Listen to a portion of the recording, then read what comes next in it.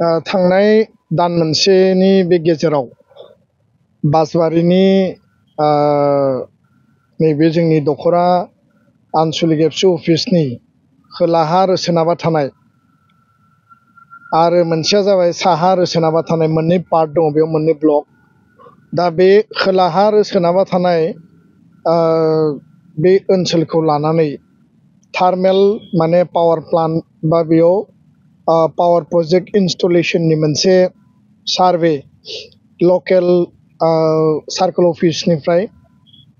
आरो फरेस्ट डिपार्टमेन्टनिफ्राय बे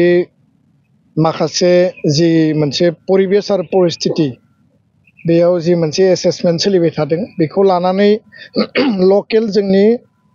बासबारि पर्बतजरा ओनसोलनि रायजो राजानि गोसोआव मोनसे जेब्लाबो सोंलु आरो बिथांमोननि गोसोआव मोनसे सन्देह बे थासारिखौ जोङो मेडियायाव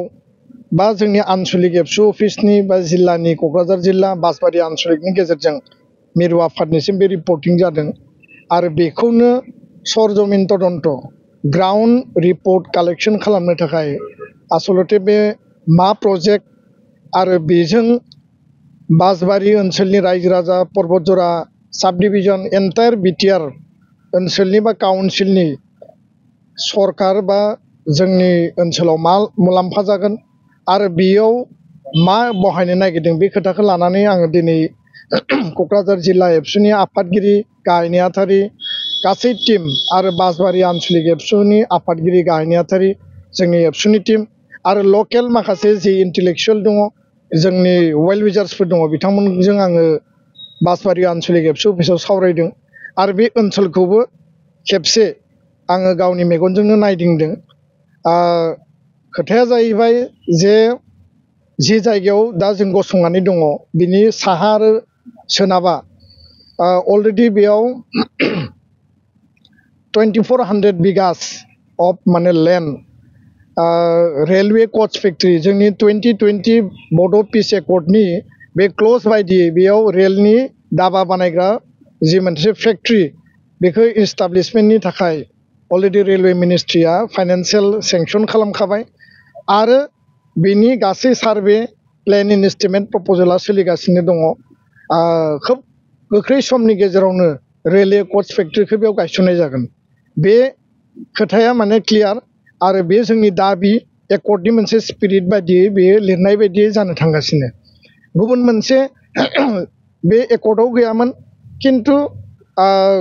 आसामाव गुबुन गुबुन जायगायाव माखासे इन्डास्ट्रि माखासे बेबायदि डेभेलपमेन्टेल प्रजेक्टसफोरनि दा बे अबस्थायाव जोङो नुबाय थादों आरो एडभान्टेज आसाम 2.0 आसाम सरकारा खुंनायनि उनाव बे एडभान्टेज आसामाव जायफोर इनभेस्टर्सफोर फैदों जायफोर इन्डास्ट्रियेलिस्टफोर फैदों एन्टायर आसामनि बबे बबे एरियायाव बबे बबे लेन्ड बबे जायगायाव बेखौ गायसनगोन बेखौ लानानै आसाम सरकार भारत सरकार बा जायफोर इन्भेस्टर्सफोरनि गेजेराव आरो लोगोसे लकेल जि काउन्सिल सरकार दङ जेरै कार्बि आंलं डिमा हासाव बिटिआर बे माखासे ओनसोलाव हानि रिक्वायरमेन्ट नागिरनायखौ जों नुदों दा बेनिनो मोनसे पार्ट हिसाबै बेयाव माखासे हा नागिरनानै बेनि एसेसमेन्टखौ खालामदों होननानै जों मिथिदों दा दुलाराय बर' फरायसा आफादनि खोथाया बेनो स्पस्ट जे लकेल इन्ट्रेस्टखौ लानानै जोङो जेब्लाबो कनसार्न रायजो राजाया जाहाथे खुनु जेंनायाव गोलैनाङा रायजो राजानि ग्रिभेन्सेसखौ जोङो नायदों नाथाय बे ओनसोलाव जि एरियाखौ बिथांमोना प्रप'ज खालामदों माखासे नांजाबनाय गामि दङ खिन्थु दासिम आङो जि तथ्यखौ मोन्दों खुनु हिउमेन हेबिटेसन बा गामि दानानै थानाय बे ओनसोलफोरखौ बेयाव सरजाबनायनि खोथायानो फैयाखै इन्डास्ट्रिखौ नांगौ जोङो डेभेलपमेन्टनि बिरोधि नङा खिन्थु लकेल इन्ट्रेस्टखौबो नायनांगोन आरो दुलाराय बर' फरायसा आफादा जातिनि सार्थआव लकेल इन्ट्रेस्टनि सार्थआव जेब्लाबो जों खामानि मावबोदों हाया जिहेतु ट्रेन्सफार्ड साबजेक्ट बिटिसिआ बिनि मालिक आसाम सरकारा बिटिसि सरकारनियाव हानि रिक्वायरमेन्टखौ बिदिं जानांगौ आरो बेखौ लानानै जों सरकारजों सावरायगोन आरो बेयाव जुदि थार्मेल पावार प्रजेक्ट जायोब्ला बे प्रजेक्टआ साक्सेसफुलि दाथ' जास्ट इनिशियेल स्टेज लेन्डनि बेयाव बे साइटआ सुइटेबल जागोन ना जाया बे हाजों कमिउनिकेशना जागोन ना जाया बे गासै बेयाव एसेसमेन्टआ सोलिबाय थादों दा बेखायनो जुदि बेयाव थार्मेल स्टेशन जायोबा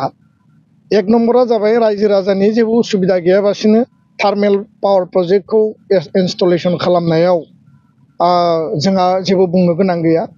किन्तु रायजो राजानि उसुबिदाया जाहाथे फैनाङा सेकेन्ड प्रायर जोंनि लकेल इन्ट्रेस्टआ जाबाय जे ग्रुप डि आरो ग्रुप 3 थार्ड आरो फोर्थ ग्रेडनि बे रिक्रुटमेन्ट आरो एपइन्टमेन्टआव ओनसोलनि बिटिसिनि आरो बासबारि आरो पटबजरा ओनसोलनि क'क्राझार डिस्ट्रिक्टनि बिटिसिनि रायजो राजा जोंनि यां जेनेरेशना बे एमप्लयमेन्ट मोननांगोन आरो बेयाव जिखिनि लकेल लेभेलनि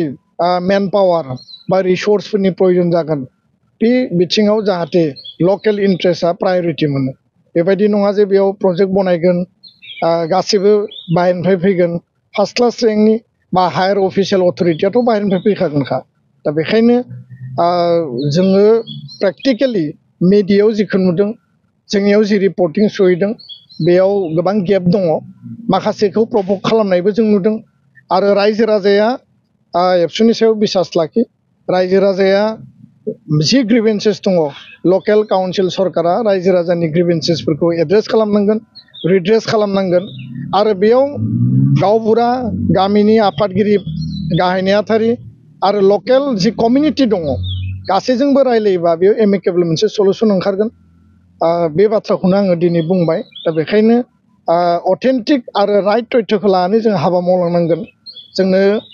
डेभेलपमेन्टबो नांगोन इन्डास्ट्रिबो नांगोन जाहाथे जोंनि फिउचार जेनेरेशना बेयाव एमप्लयमेन्ट अपरचुनिटिखौ मोननो हायो जेरैबायदि रेलवे कच फेक्ट्रियाव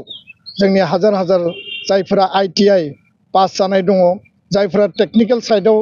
माने क्वालिफिकेसन दङ बा बेयाव मेन पावारनि गोबां स्किल्ड आरो आनस्किल्ड लेबारनि बेयाव प्रयोजन जागोन रेलवे कच फेक्ट्रियाव थार्मेल पावार प्लान्ट जायोब्लाबो जोंहा गुबुन गुबुन जायगायाव जों जिखौ नुदों स्किल आनस्किल लेबारनि प्रयोजन जागोन लोगोसे साख्रि बाख्रिखौबो मोनो जाहाथे जों लेबार क्लासावल' थाया आरो कुनु गामिया जाहाथे बेयाव डिस्टार्ब जाया गामिया जेरै दङ बिदिनो थानांगौ आरो गामिखौ बाद होनानैसो जिखिनि एरिया दा माने आनइउटिलाइज जानानै दङ बेरेन लेन्ड हिसाबै गोलैनानै दङ ना बियो रिजार्भ फरेस्ट ना बियो PRF बियो दा बेरेन लेन्ड आनअथराइज माने फरेस्टनि बा काउन्सिलनि अथरिटियाव दङ आरो बे ओनसोलाव थानाय रायजो राजाफोरनियावबो कुनु हानि डकुमेन्टस गैया दा रायजो राजानि डकुमेन्टेसन बिथांमोननि हानि लिगेल अथरिटिखौ रायजो राजाया मोननांगौ जोङो काउन्सिलखौ खावलायगोन बेयो फरेस्टनि दारैनो जा रेभिनिउनि दारैनो जा रायजो राजाया बिनि अथरिटिखौ मोननांगौ आरो बेयाव थार्मेल पावार प्रजेक्टखौ बानायनो थांनायाव बिटिआर काउन्सिला रेभिनिउ जेनेरेसन लकेल इन्ट्रेस्टआव एमप्लयमेन्टनि जेनेरेसन आरो लकेलनि सार्थआ जाहाथे जायो गासैखौबो नायनानै जोङो फिउचारखौ मोनसे मोजां सेपआव लांनांगोन आरो फिउचारखौ दानांगोन बेखिनि खोथाखौनो बुंबाय आं गोजोन्थों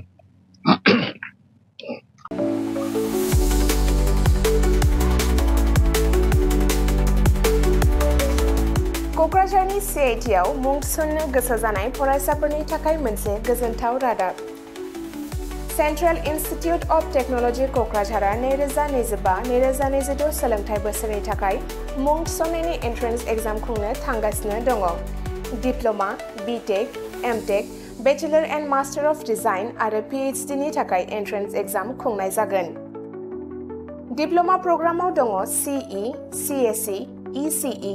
FPT CAI आरो AMT BTech प्रग्रामाव दङ CE CSE ECE FET आरो IE MTech प्रग्रामाव दङ WRH CSC FET आरो GET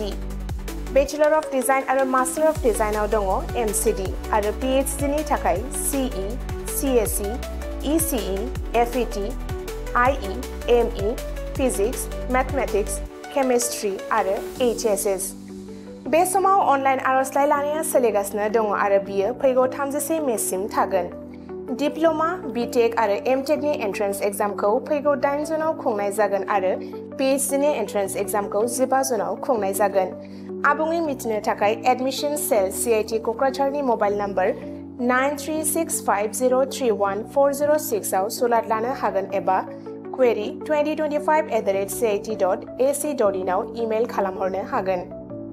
बेनि अनगायै cit.ac.in एबा admission.cit.ac.in बे मोननै वेबसाइटआव हाबनानै नायनो हागोन